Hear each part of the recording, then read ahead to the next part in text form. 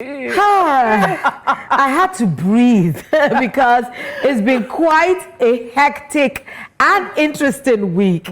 There's no better way to wrap up the week and kick off the weekend than right here on Jasiri. We want to say a very big thank you to all of you for staying with us all through from Catch Up Monday to Hot Topic Special today. Now, we are ready to dish up the best conversations and laughs on TV. Speaking of laughs, because Sunday sailed away from some people, they decided to wear a Mommy Gio gown. Actually true, because this is the most mommy. I love it. I won't say it's respectable because she wears respectable clothes, but it's the most sort of demure. Yes, that's the word. Well, I've worn the silk long dress. It's lovely. So what? But I won't even lie, I don't know where this dress came from. It was a reach into the closet and take whatever came out. I saw it and I'm like, who are you? Do I own you? Like, I just wore it. Okay. I wish I had peed on it. It would have been smelling. I don't know what happened to me last night. I was so exhausted. I forgot to plug in my phone. And then this morning at 6:05, I started hearing aggressive barking. Right, so I was telling you that I found another usefulness for my dog because it was once it's past 6, it's like, yo, what's wrong with you? Get up! Is it that he wants to go out to pee or it's just not used to me not being awake at 6. Oh, wow. So once it's because I wake up at 5, I take him out to just pee, pool, do whatever. Yeah, so, but yeah, at 5. So I'm sure when he sees that the day is breaking, I'm like, is he awake? Are you alive? Madam, not madam, mommy, mommy, mommy, dog mommy, Abby. I think what's going on? He's still doing in bed. Well, anyway, speaking of conversations, there have been discussions on the government banning certain types of scenes in Nigerian movies. And we'll definitely get into that later on in our Hot Topics conversations. But it leads me to ask the ladies, what are the things that government should ban in Nigeria? I want to say government should just ban itself, but you know, that's a bit extreme. No. But what are the things that government should ban? Because it's just ban. We hear ban, regulation, ban, prohibition. Catherine has her hand up. Let's not go anywhere. We die here. Ban travel. Ban travel. Nobody's going anywhere. Wow. Nobody. Sorry? Nobody's What going type anywhere. of travel? Is it because you are a mixed race? No, I haven't all travel. No. All travels, including them themselves. Don't go anywhere. We you know how you We go lock the somebody on gates. trousers. We are all here to. You know what will happen? They will go there and ban it. No, they will stay here. So they will move from You are there. in the mood to ban. Let's see how banning you are. You know, they say Nigeria is Nigerian. Maybe the Let's country see how will banning eventually develop when everybody is stuck travel. here. Let nobody go anywhere. Let's just sit I here. won't lie, I'm Gen Z, but I'll say ban or take fashion. Because I go for parties and I'm like, come, explain this thing that you're wearing for me. Did someone see you when you left the house? You don't have mirror. Like, do you get, I'm young, but in my mind, I'm like, neon training. See, You this lack of thing you are training. saying. Interestingly enough, like 2 days ago, I have this pair of cargo pants. I have worn them. See, you know how you hold on to it for dear life? Maybe it gives you luck, I don't know. But in the end, a friend of mine was over and just said, these trousers, you've worn it, let's just rip it. So she ripped it, the cargo pants, she ripped it because it was already torn, it was giving way. But did you give her permission to rip it? Yeah. She said, let's just rip it. We'll just rip it together. she was You won't do this alone. Because if I leave you and you say you will do it, don't worry, you do it. You won't do it, let's do it together. So she ripped it. And then I stood in front of the mirror and I looked at it. You know, she ripped it. I now became a style. I said, but this can go for all the hair. Because really, it looked like a style. Hey, are you speaking Indian? Join your problem already. Okay. Honestly, no, I keep remembering Lolo's My dear her feedback when she went for one of the events. tea party. Lolo was like, I had to sit in. I actually thought I was hip in my crochet skirt and blouse. I could not even stand up. You're because overdressed. I didn't even look appropriate for the environment. Oh my goodness. If there's Honestly, anything like- I want government to ban, I want them to ban all these padded things we wear under clothes. Do you know now there's silicone everything. hip to bomb? No, not Everything. even that padded one, no. This is silicone that if you So take it off, moves, it has a jiggle. jiggles. Yep. Yeah, I saw a girl wear it. I had to be asking God when because I don't have bomb, and I'm like, okay, So did you know it was bad? Did you know it was? They're advertising everywhere on Instagram. Advertising it. They're I tell men advertising these days, I say, everywhere. you better investigate. Audition. You better watch and out. if you're a brother in Christ, you better tell your Mommy Gio to help you to Investigate. investigate so that you'll not be carrying what is not. Hi. Oh no, but Tolu, there's so much deception physically now. Yeah. Even some of our dresses, you can actually sew part So they into a sold dress. the So what hips are the into guys it. deceiving Into us? it. Because these are women things we've talked about. So for the guys, what's I hear that some of them are packing socks and things. So. into the down below? No, Yes, for to there are have socks. an eggplant feel or look. They're socks. like- There are Socks, fake don't you know? six-pack as well. Yeah, I've seen Then that the one. hair one. The gentleman, Yeah, I the don't hair. mind the hair one. I don't because mind the hair when one. I've seen the transformation videos of the hair ones, I understand. Some of these men lose 15 years Yes, when yes. they do the hair implants Yeah, and everything. So and we've been wearing I wigs wouldn't for a mind the long time. implant, And there's but there are nothing wrong people with that 2P. wear like wig. No, it's 2P. They call it.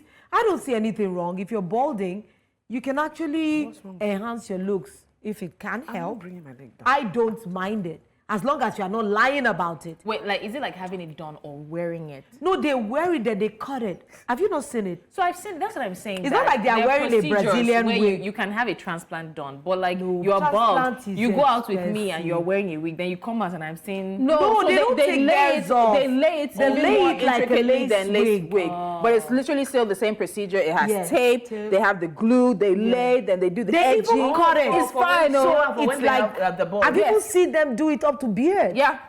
No, I think that one. I think that sometimes one doesn't shift. because we understand, even as women, the ability to change wear wigs. That one, but all the others. What do I want? But I my said the own- government should ban themselves. As long as you continue to fail to provide for the people, to do what you want to be doing or you're supposed to be doing, ban yourself. Just say I prohibit the kind of behavior I that hereby Nigerian prohibit- politicians Or they should exhibit. ban you know, I was Ban going to yourself. say that without the government, there'll be lawlessness, but I checked.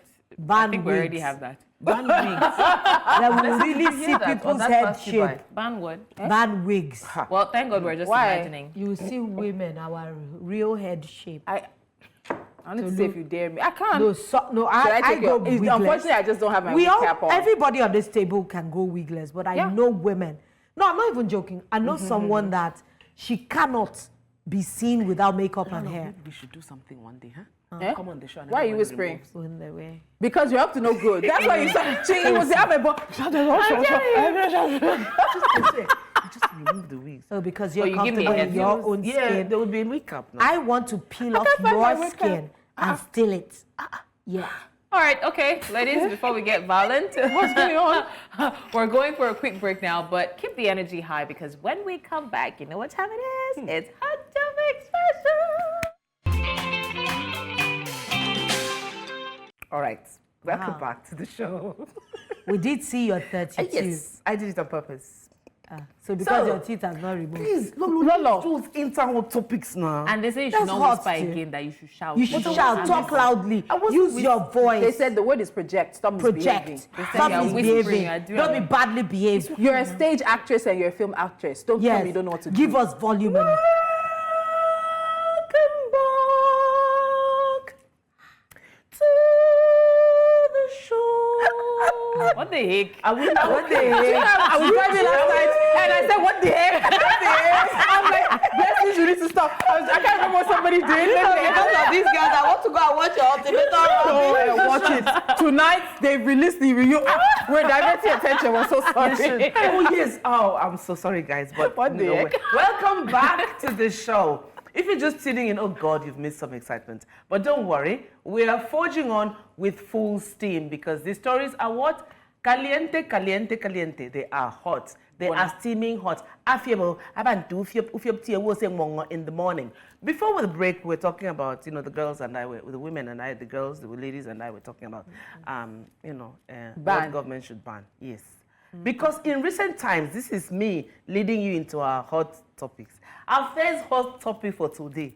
I don't know what you people think, but there was news flying about that, about regulating certain types of scenes in Nollywood movies. Hey, my girl, Tolu has the gist.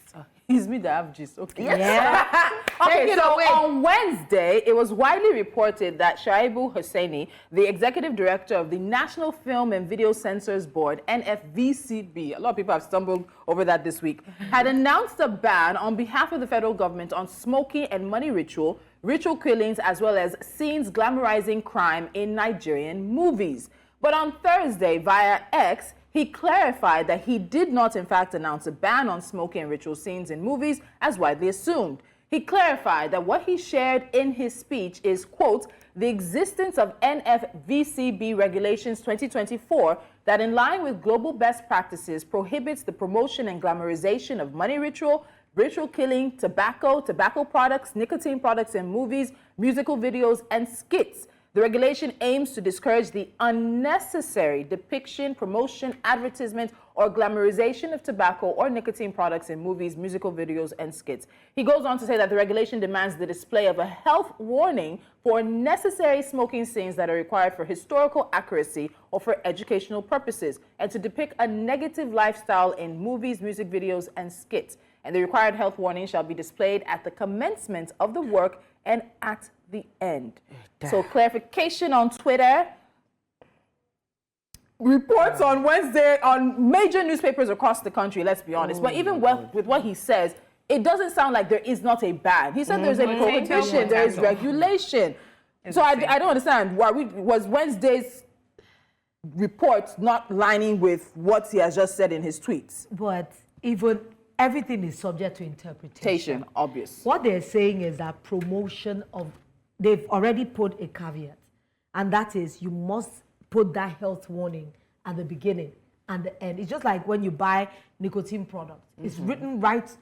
In fact, I've even smokers are liable to die young. I've even seen some that they put the picture of some bad lungs or cancer or something.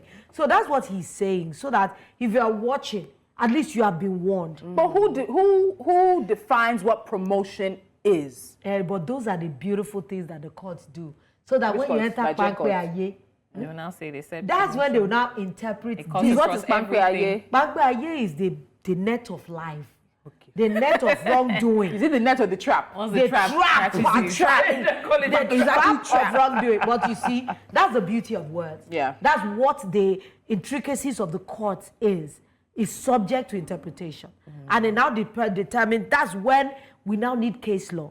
Because as it is now, it's a bit omnibus. Very. Until specifics happen. Then the court will now break down even to words. Oh, this is what you think the extent. This is how this means. I actually would read. I subscribe to the musical videos. Yeah, I do. Because I want them to at least put a warning that this is not the lifestyle. Because there's so many musical videos that you see. At least we understand when you're making a movie. Exactly. A movie tells a story. It's just like telling somebody that you are playing a prostitute and I dress the character like Tolu. It won't. It doesn't depict. No, it does not depict what you are trying to portray. And that's why when I do faith-based films, I shy away from some things, because when a prostitute is still wearing skirt suit, how is that supposed to be? Because it's faith-based and they don't want to go too far. But you know that art has to imitate life. Yeah. No, does art imitate life or does life imitate art? Because let's be honest, the influence, so it's almost a chicken and egg situation. You talked about music videos. Yeah. And one of the things I have to say is this. If you own an establishment, especially one in which families or children come, please, you should not be playing music videos. Yeah. My child will enter into establishments. I want to buy meat pie, chicken pie, and I'm seeing bum. Yeah. It's shaking because I'm watching the TV. That's a different thing, but that's my own personal shout out. But is it art imitating life or life imitating art? Where does the influence come from? Is it chicken and egg? Chicken came before the egg. You have to have a chicken before you have an egg, but you have to have an egg before you have a chicken. But for me, it's this, just as you have depicted it, that is it. Sometimes it's comme ci, comme ça. Art imitates life, life imitates art, because realism is part of what we do in art. Why is it practical though? That's what I'm saying, that the practicality of it will now be subject to particular circumstances.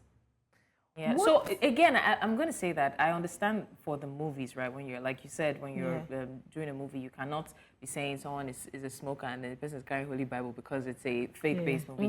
But you see, for the musical videos and the skits, Yes. we see a lot unnecessary, and yesterday I was having a conversation and I said that, let's be honest, some of these people now do these things because Overdo they see it, that, fact. yes, Overdo. and let's be honest, most of them do it because they see that it suits the taste of the viewers.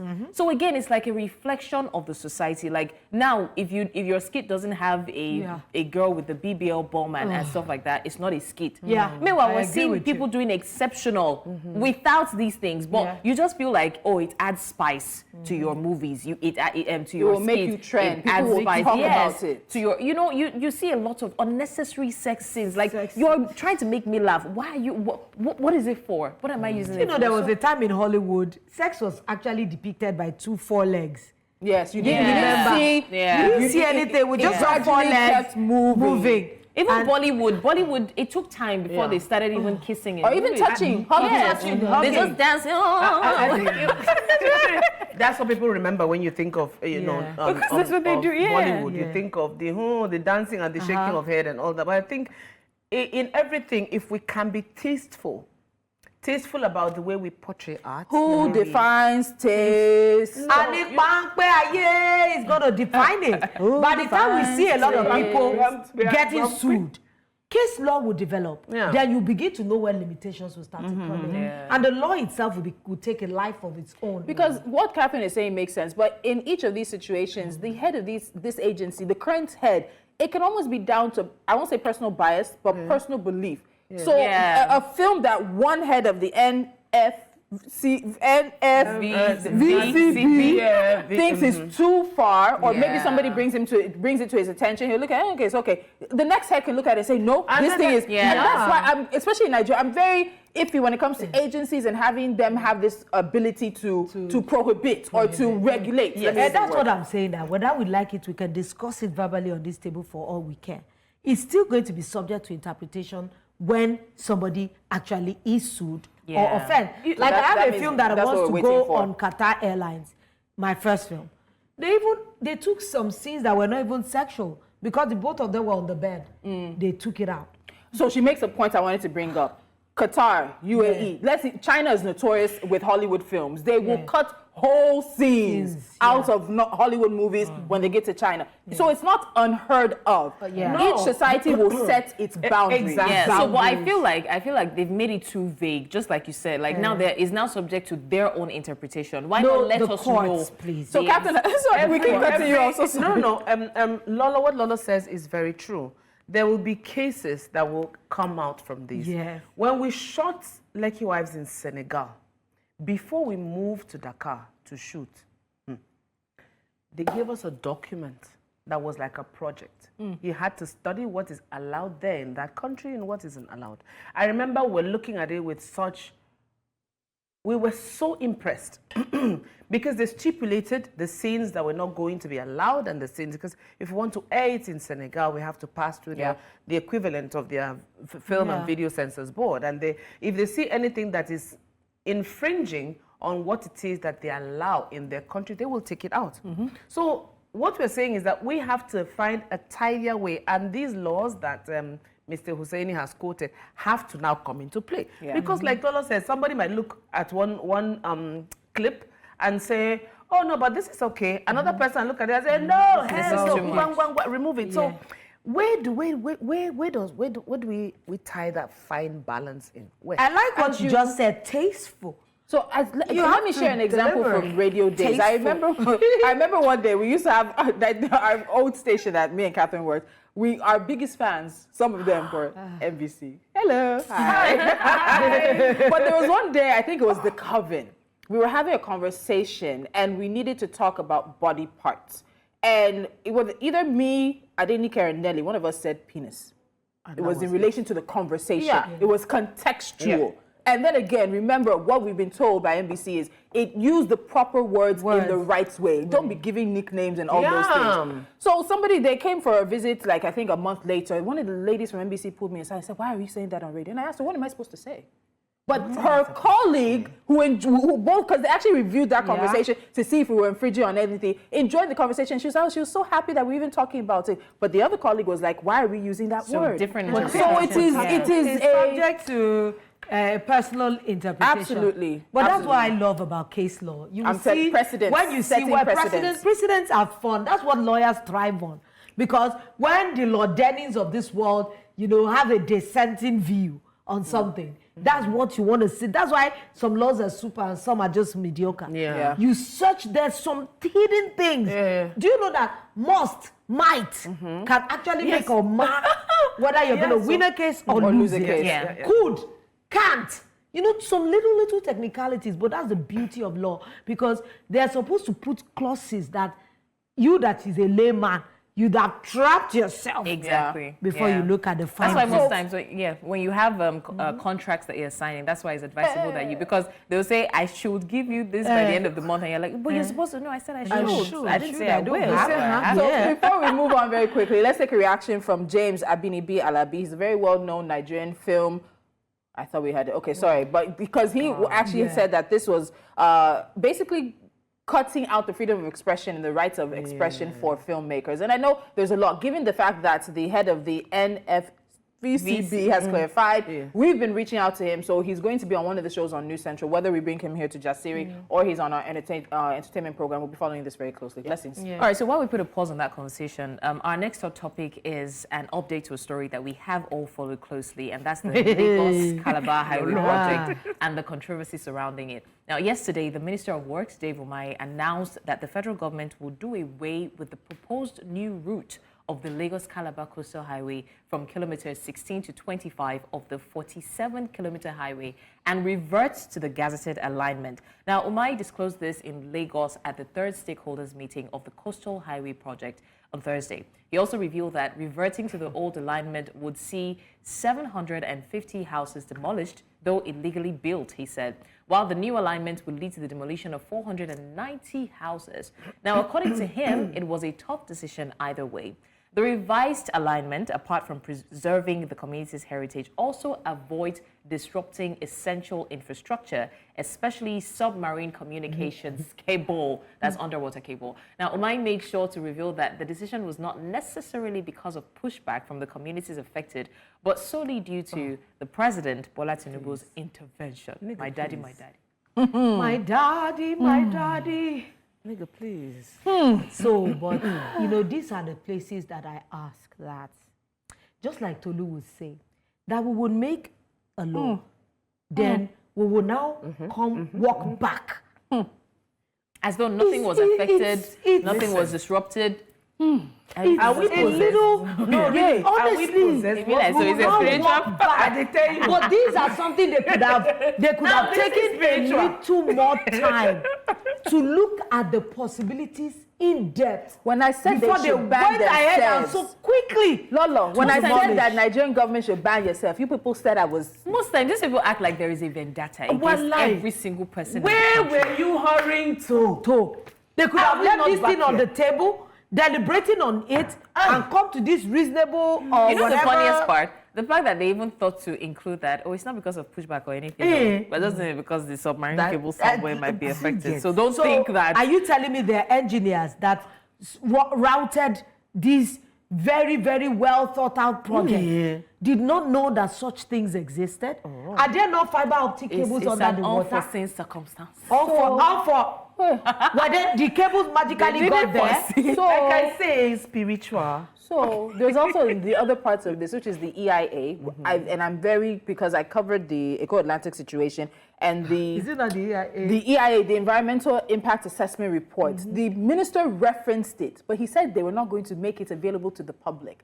Freedom of media houses have been making requests, freedom of information, but that they're not going to make it available to public because part of the law apparently stipulates something about third-party information because it's a third party that's doing it. But he now also said that the community, which is Okun Aja, as well as the submarine cables and workstations, have been saved from demolition after a thorough assessment of the EIA impact on infrastructure and business activities along the Okun Aja interface access area. You're not going to make the EIA available to the media to scrutinize. You're telling us your decision is based on this same EIA. There's also now supposedly some kind of pause on the continued construction and demolition. One of our reporters, Ni Yomani, actually covered the Okon Aja community, and they've actually sent a message to us as News Central thanking us because they believe that part of our coverage is what has led to the decision that has been taken by the ministry now. But I'm going back to Landmark. Are you telling me, and I said it then, were there no other options? There are two situations, because one of the things we also heard from them was that some of the businesses encroached beyond the boundary they were supposed to have. I mean, that's a separate conversation. Don't combine it with the Lagos-Calabar. We're seeing the demolitions, we're seeing the clearings that Lagos is doing. If they encroach beyond, let us know that that is an encroachment beyond. But you're saying you were doing it as part of Lagos-Calabar and the exactly, altered business. It's too much. Altered business plans, altered business projects that were already existing. Do you know how much revenue has been lost? And when a journalist was asking if you've done your due diligence, I don't speak speak too much English. What is wrong with us in this country? Ah. I don't get it. Like, no, it's a different thing. You say, I am mentality. And like we said here, we talked about it right on, this table, I love you, because if we could record all the conversations we had on you, oh my God, you would do us proud. You will do us proud, really. I'm just hoping that the guy gets compensation from the government, because even if he does get these compensations from the government, imagine what it takes to... Is he going to build a business again? The cost of putting those infrastructures back will be higher than what he... We asked on this table, pause. 7 days is what was given to the guy. We're gonna hold her down. We're gonna go for a quick break. When we come back, we still have a little bit more on this conversation, and then we'll touch on the Nigerian Senate, who has so much time on their hands. They're saying, "Hey, stop singing 'Oh Rise,' joblessness, and start and sing something else." We'll come back and give you the details.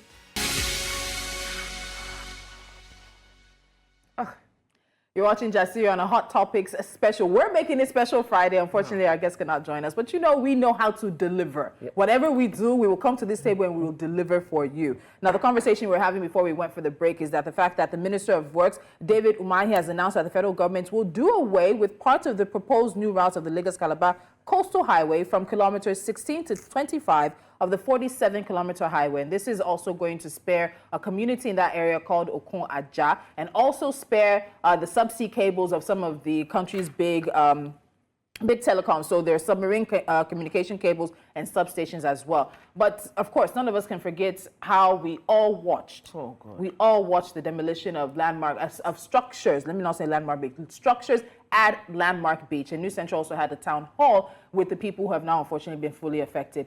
Catherine was boiling. Baby, calm down. Because I want to calm down. Hey, what's the rest of it? It's your body, something, lockdown. Something, lockdown. Because it's Friday, as you know. You'll take it. Yes.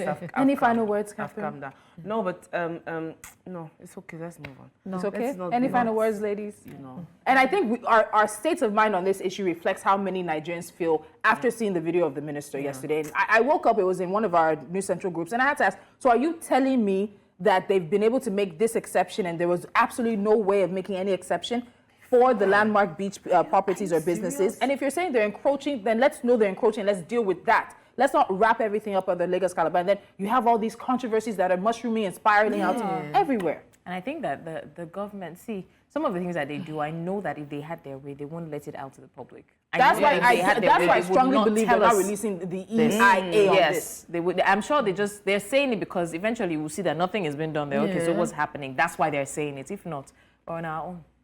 All right. Our Nigerian Senate, we're not supposed to be on our own. We have two beautiful houses. We have the Nigerian Senate and we have the House of Representatives.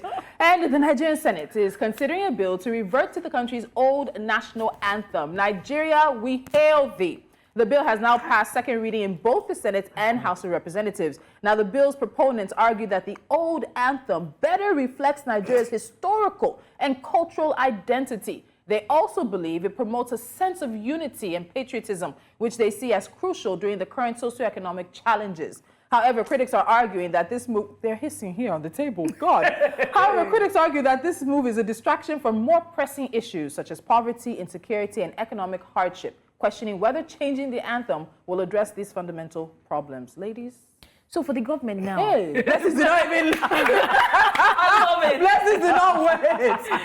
I mean, so in their mind now. First in the old national. For your mind, talk to them. As in, like, if we don't know where we are going, we should know where we're coming from, Abi. I've never in my life heard this old national anthem. I'm not even going to lie. and the fact that we have so much misplaced priority. First of all, where did this bill come from? And then it's passing the first and then now the second reading, and everybody is just looking aloof. They're not looking aloof. They're passing the bill. They're in the house to pass bills. The type of bills and the quality of bills is you people's business. You see, do you want bills? You're getting bills. No, you see, they don't see us finish. You just look at them. No, let's be. You know, I think that anthem is like a message for us that, okay, even if you're going through poverty and all, just remind yourself of the history. Which history? Yeah, that's what I saying. don't understand. What's the difference between history? the old national anthem and the new national anthem? No.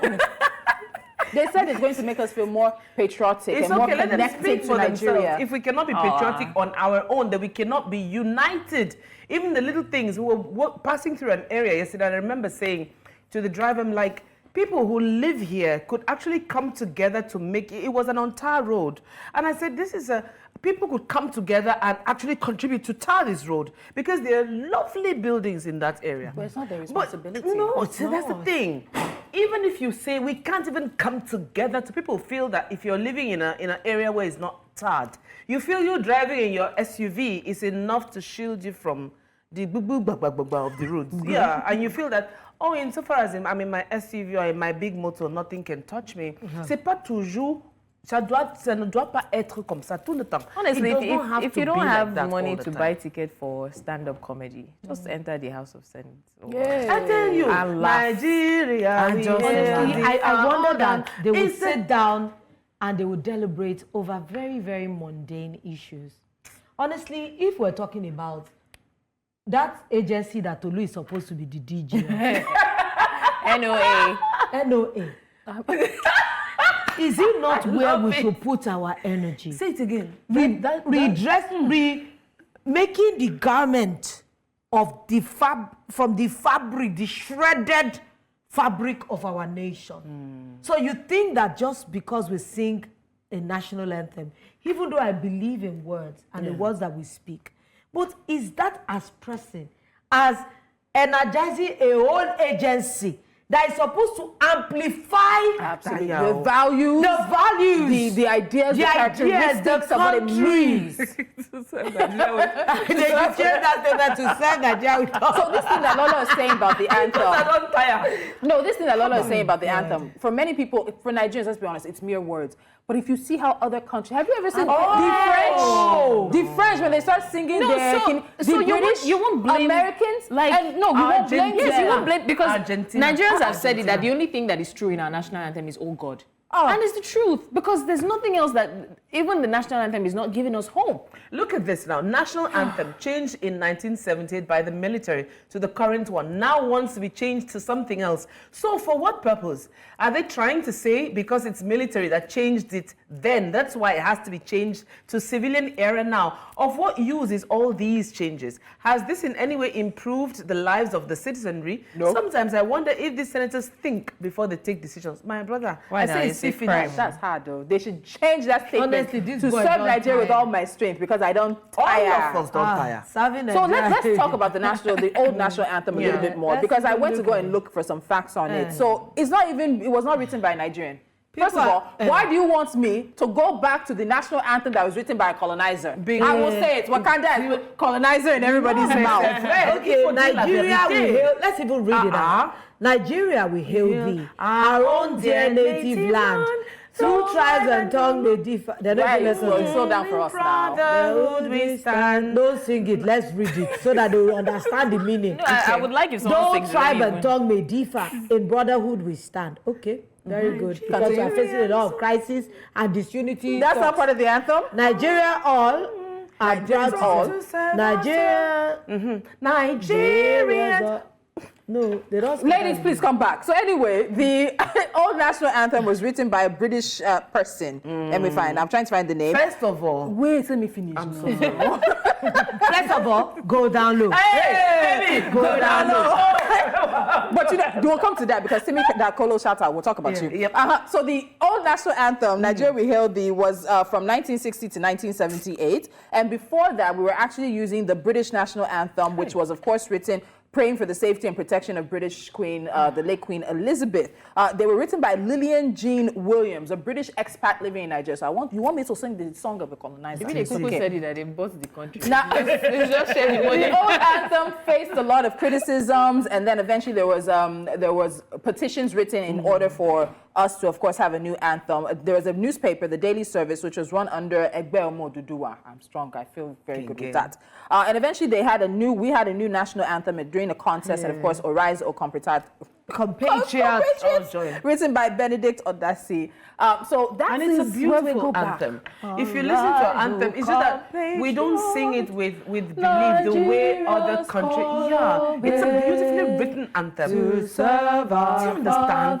Put your hand, hey, just be sober. But the old one, the one we are singing, do you know that many people still don't know it? Yeah, Didn't they use it in the Senate one time like this that they could not they were sing talking it? about? Yeah. They could not sing it. No, So I think we actually need to start a petition for a new national anthem, because when you see, this is why I talked about Timmy Dakolo. When Timmy Dakolo, that song, I can't remember the name now. But the way my body reacts, like you get goosebumps. That's a song that somehow connects you to the Nigeria.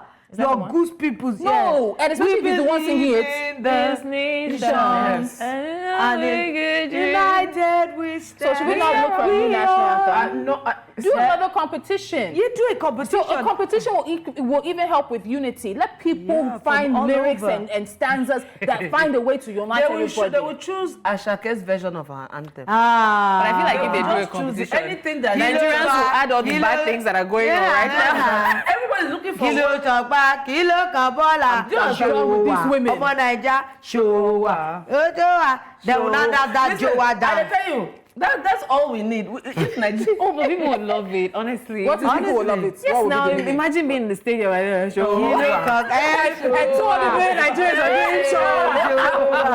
Imagine our footballers when showa our anthem comes up. Showa. They'll now win us. No, but really, we're dealing with kidnappings. Yes. We're dealing with millions of out-of-school children. many. We're dealing with highest inflation on record, food inflation. People are not able to even buy simple gari. I spoke to my mom yesterday. She told me that a woman who went to help them make gari, she was only able to take the peel of the cassava plant. That was what she was using to make swallow and amala for her family. Her husband, 2 children dead. Oh my Dead. God. We don't. What is happening in rural Nigeria? The food crisis is an issue, but you want to put a bill, and you spend time to debate and to do aye and nay, and pass first and second reading on national anthem. Oh, yeah, can you? They should be ashamed. Honestly, don't have that. We there are don't so have many it. things that are very shameful in this country. I just sometimes I wonder that, okay, do they really know how people are really living? No. Wait, was it not? Are they cocooned in Abuja and they no longer feel? What's his name? There was Ndume. Was it not Ndume that was trending last week because he was on a political show and he spoke about the fact that corruption thrives because they're stealing the money and sharing it with Nigerians? Yes, that Nigerians are demanding. And it's not the first time. Even when I was on radio, I had a National House of Assembly member tell me that one of the reasons their salary is large is because they have to cater for Nigerians. They're paying school bills. They're paying hospital bills. Yeah. Reduce your salary. Make the economy work. People will not come to you. But I think Nigerian politicians love the fact that people are subservient to them because they're looking to them to survive. How does he feel when your community, you make borehole? Borehole is supposed to be their meat. It's not something like now a trophy. The women will wear ashwebi and come and welcome him. No, I'll never do it. It's so demeaning. But when you have corrupted education, when the people are still trying to satisfy the 5 basic needs, they do not have time to think about democracy. And I always remember a statement from somebody on radio. Democracy starts with breakfast. Yes. How many people wake up and they're certain of what they're going to eat that day? And the funny thing is, they know this, and that's why they have made poverty and hardship into a weapon. It is. So they weaponize it until when it's time for elections, and then you're promising somebody a mudu of rice to and vote you for see them clamoring. Did you see the way our people from our country reduced to animals when they are scrambling for food? Cutting over walls, tearing down warehouses because they are hungry. It's an African thing. We are just quite notorious, and it stinks where we sit.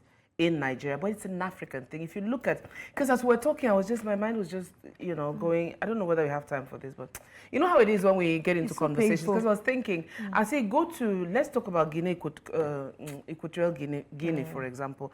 Let's talk about Cameroon here. Let's talk about Côte d'Ivoire. Let's talk about, so you find out that there are pockets of these behaviors in most of these African countries. We like I think African leaders like the subservience. Yes. And they like the idea of being the dictator. They want to provide you succor. They want to be your God. They like the praise singing. Do you understand? Yeah, and so, to be honest, right, most times when we talk about the behavior of Nigerians, I know that we've talked about how sometimes we're not nice people, sometimes we're opportunistic in nature and things like that. But then you look at the fact that the government has made it a society where we're not living, we're surviving. Yes. It's now a survival of the fittest, of the smartest. If you are street smart or more, jara, or you have to be smart. Nobody's even talking about the fact that they see it as a dog-eat-dog society. Gary is now more expensive than beans. Gary is more expensive than and Gary is the only way I survive as an Ijebu girl. I drink it, I make eba. I cannot survive without Gary. Seeing Gary makes you happy. Give it to me. Thank you, baby. I had one Gary with one bad seafood okra the other day, but we need to go for a break. Do you have a bag of Gary in the house? Okay. Let's go. I said, because it can come from Ogbomoso. We don't know, my sister. You are I went from Gary not being preferred cereal. No, in my house, right? Gary never used to finish. Now there's hardly ever Gary. Ladies, we have to go for a break. Are we still in the spirit of singing the national anthem? Which one? Exactly. Sing the one we know. One, a two. We're going on a break now. A one, a two, and a three. Arise, O compatriots, Nigeria's call obey.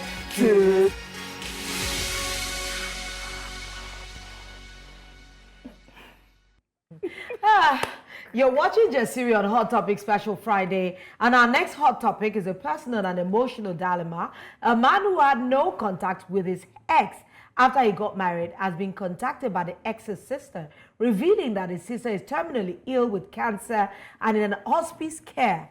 The ex's dying wish is to speak with him face to face for something important, a matter she insists must be handled in person.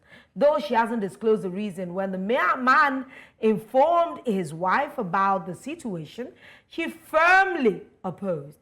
Now he's torn between fulfilling his ex's dying wish and respecting his wife's feelings. He has sought advice on how to proceed. Well, she has a child. I think she has a child. You know what? I was thinking that she wants to tell him she had a baby secretly. I think that's it. Yeah. But I'm putting myself in the wife's shoe, and I'm like, nah.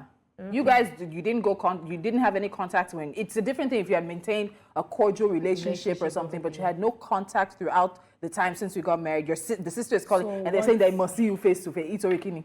Why?